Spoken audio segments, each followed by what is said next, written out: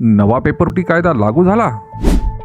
थांबा, अजून नाही. 2024चा केंद्रीय कायदा लागू आहे. 2026चे दुरुस्ती विधेयक 27 जुलैला लोकसभेत केवळ सादर झाले आहे. ते मंजूर झाल्यास शिक्षा 3 ते 5 वर्षावरून 5 ते 10 वर्ष, कमाल दंड 10 लाखावरून 50 लाख रुपये होईल. सेवा पुरवठादारांचा कमाल दंड 1 कोटीवरून 5 कोटी आणि बंदी 4 वर्षावरून 8 वर्ष. संगनमत करणाऱ्या वरिष्ठांना 5 ते 10 वर्ष व 5 कोटी रुपये दंड.